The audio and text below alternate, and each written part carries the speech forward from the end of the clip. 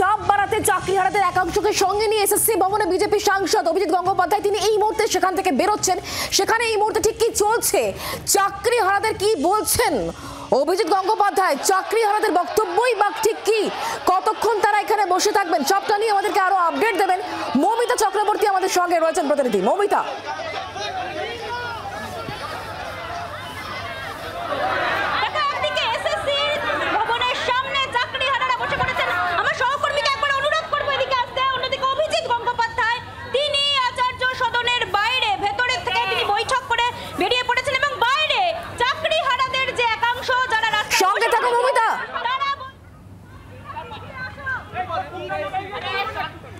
একটু শান্ত হন, আপনারা একটু শান্ত হন, আপনারা চেঁচাবেন না, চেঁচালে আপনাকে আমি চলে যেতে বলবো।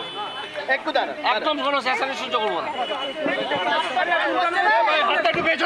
আপনাদের সবার উদ্দেশ্যে বলছি, অভিজিৎ বাবু একটু শান্ত। অভিজিৎ বাবু, আমরা আজকে এসে এসএসসি চেয়ারম্যানের সাথে আমাদের আলোচনা হয়েছে, সেই আলোচনার ব্যাপারে অভিজিৎ বাবু বলবেন এবং তার পরবর্তী পরিস্থিতিতে আমাদের যেই পরিকল্পনা ছিল সেই পরিকল্পনা নিয়েও অভিজিৎ বাবু বলবেন। আপনারা একটু স্থির হন। আমরা বারংবার করে একটা কথা বলছি, আমরা সদিচ্ছা দেখিয়েছি, আমরা এই যাতে যে সমস্যার যাতে সমাধান হয় সেই সদিচ্ছা আমরা দেখিয়েছি। পাল্টা সরকারের যে সদিচ্ছা সেই ব্যাপারে অভিজিৎ বাবু বলবেন, আপনারা শুনুন। আমরা এতক্ষণ অত্যন্ত হৃদ্যতাপূর্ণ পরিবেশে স্কুল সার্ভিস কমিশনের চেয়ারম্যান শ্রী সিদ্ধার্থ মজুমদারের সঙ্গে কথা বলেছি আধ ঘন্টার ওপরে। আমরা তাকে আবেদন করেছি এবং অনুরোধ করেছি যে আপনার কাছে যে মিরর ইমেজ আছে, যেটা সিবিআই এর থেকে আপনারা পেয়েছেন, সেইখান থেকে আপনারা যোগ্যদের এবং অযোগ্যদের ওএমআর শিট পাবলিশ করুন এবং একটা লিস্ট তৈরি করুন যোগ্যদের এবং অযোগ্যদের। সেই দুটো লিস্ট নিয়ে আপনারা সুপ্রিম কোর্টে উপযুক্ত আইনি পদক্ষেপ নিন, যাতে সুপ্রিম কোর্টের নজরে একটা আনা যায় যে বহু যোগ্য প্রার্থী যারা ভয়ঙ্কর বিপদে পড়েছেন, যাদের জীবন মরণ সমস্যা হয়ে গিয়েছে,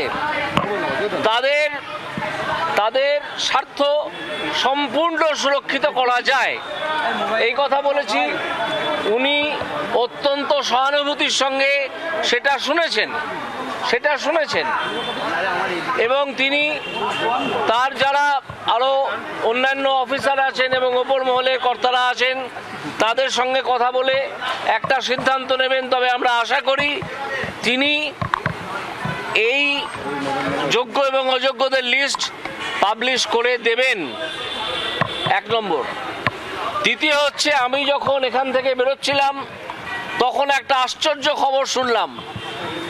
আমরা রাজনীতির ঊর্ধ্বে উঠে একটা ভদ্রজনোচিত আচরণ চাইছিলাম রাজ্য সরকারের কাছ থেকে, যাতে আমরা আমি শিক্ষামন্ত্রীর সঙ্গে যোগাযোগ করে কালকে একটি টিভি চ্যানেলে যেরকম প্রস্তাব হয়েছিল গিয়ে এবং সেই চিঠি আমি তৈরি করে বাড়ি থেকে এনেছিলাম। কিন্তু আজকে রাজ্য সরকার যে অসহিষ্ণুতা দেখিয়েছে, টিচারদের ওপর যেভাবে নৃশংসভাবে লাঠিপেটা করা হয়েছে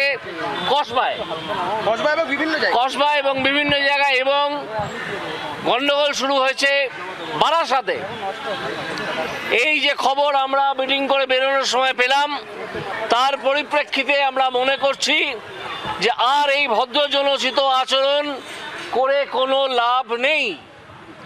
এই যে রাজনীতির ঊর্ধ্বে উঠে বিষয়টাকে সমাধান করার কথা বলেছিলাম, সেটা কিন্তু যদি শিক্ষকদের ওপর লাঠি চালনা করা হয়, পুলিশ নৃশংসভাবে লাঠি চালায়, তাহলে বুঝে নিতে হবে যে প্রশাসনের সদিচ্ছা নেই।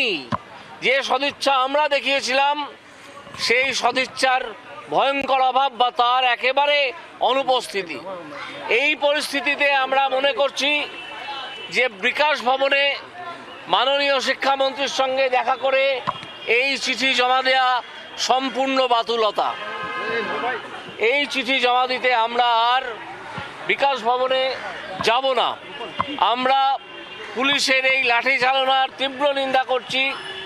এই যে মমতা ব্যানার্জি একেবারে জমিদারের মতো আচরণ করছেন, তার জন্যে যে এত ছেলে যারা পাকা চাকরি পেয়েছিল তাদের চাকরি চলে গেল, তিনি যে জমিদারের মতো আচরণ করছেন, সর্বক্ষমতাশালী আচরণ করছেন, এখনো পর্যন্ত তিনি একবারও বলেননি যে যারা এই দুর্নীতি করেছে তাদের শাস্তি হোক, আমি তাদের খুঁজে বার করব, এই কথা তিনি একবারও বলেননি। এর মধ্যে বরং বলেছেন যে অযোগ্যদের ব্যাপারটা আমি পরে দেখব। টাকা নিয়ে বসে আছেন মমতা ব্যানার্জি এবং তার দল। এই অন্যায়ের প্রতিবাদে, এই দুর্নীতির প্রতিবাদে, এই অমানবিক আচরণ, নৃশংস আচরণ এবং এই যে পুলিশের লাঠি চালনা শিক্ষকদের ওপর, যারা রুটি রুজির জন্য এসছেন, হঠাৎ সকালবেলা উঠে দেখলেন চাকরি নেই, তাদের উপর যে লাঠি চালনা, তা অত্যন্ত ঘৃণ্য কাজ বলে আমরা মনে করছি, অত্যন্ত ন্যক্কারজনক বলে মনে করছি এবং এটার তীব্র নিন্দা করছি, যত তীব্র করা যায়। পরবর্তী পদক্ষেপ আমরা একটু আলোচনা করে নেব, নিয়ে আমরা যে পদক্ষেপই নিই সব সময় আমরা যারা যোগ্য প্রার্থী তাদের পাশে থাকছি। তারা যদি কোনো মামলা করতে চান, তারা যদি এই যে লিস্ট পাবলিশ হবে বলে আমরা মনে করছি, এইটা থেকে নিজেদের অবস্থান খুঁজে নিয়ে, এবং আমরাও সেটা খোঁজার চেষ্টা করব, যদি পাবলিশ হয়, না হলেও আমরা জানি কি করে করতে হবে, সে ব্যবস্থা নেব। আমরা 2 দিন অপেক্ষা করব। একটু আমাকে বলে দিলাম তো, শুনতে পেলেন না? বোকার মতো প্রশ্ন করছেন। আমরা এটা করব এবং আমরা সব সময় সর্বতভাবে 24 ঘন্টার প্রতিটি মিনিট আমরা উদ্বেগে আছি। এই যারা চাকরি হারালেন হঠাৎ যোগ্য প্রার্থীরা মমতা ব্যানার্জির দুর্নীতির জন্যে, তাদের জন্যে আমরা শেষ পর্যন্ত থাকব। কি করতে পারবো তার খানিকটা আন্দাজ আমাদের আছে। আমার মনে হয় জয় যোগ্য প্রার্থীদের হবেই। প্রয়োজনে মমতা ব্যানার্জিকে ক্ষমতা থেকে সরিয়ে দিতে হবে, টেনে নামিয়ে দিতে হবে।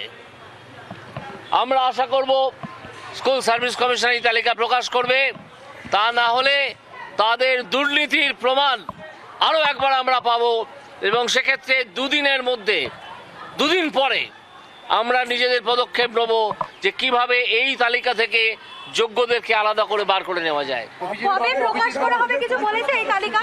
অভিজিৎবাবু, আপনি এই যে তালিকা প্রকাশ করবে এরকম একটা ইতিবাচক আপনার মনোভাব হয়েছে, বুঝতে পেরেছেন, একটু যদি খোলসা করে আমাদের বলেন যে মানে কি থেকে বা কোনোভাবে, এটা তো কথাবার্তার মধ্যে দিয়ে যেটুকু উঠে এসছে, আলোচনা অত্যন্ত হৃদ্যতাপূর্ণ হয়েছে।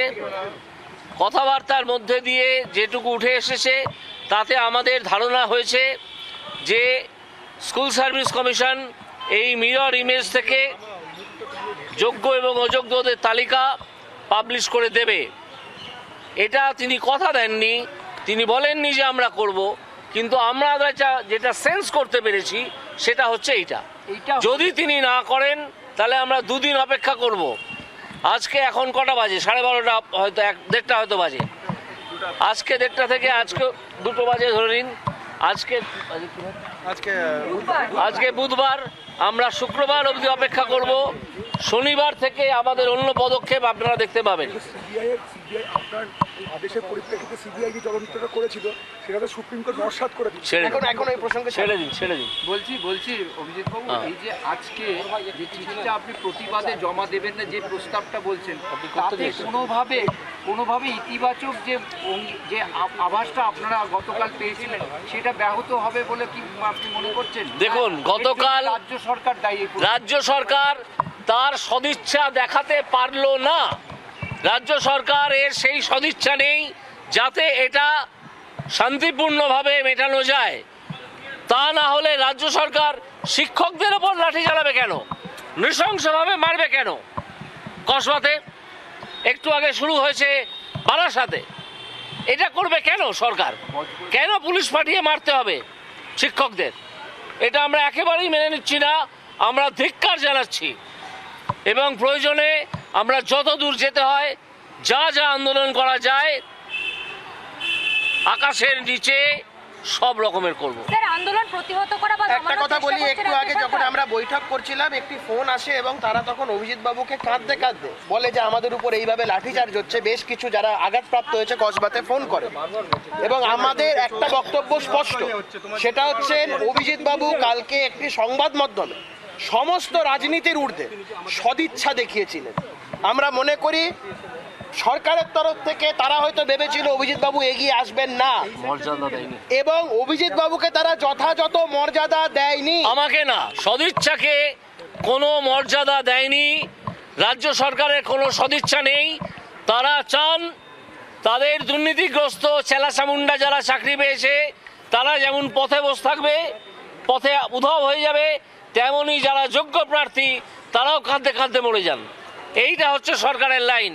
না হলে লাঠি চালানোর এই ঘটনা আজকে কিছুতেই ঘটতে পারে না। যখন আমরা 2টোর সময় শিক্ষামন্ত্রীর সঙ্গে দেখা করতে যাচ্ছি এই চিঠি সঙ্গে নিয়ে। বাংলার আওয়াজ, বাঙালির আবেগ, জি 24 ঘন্টা।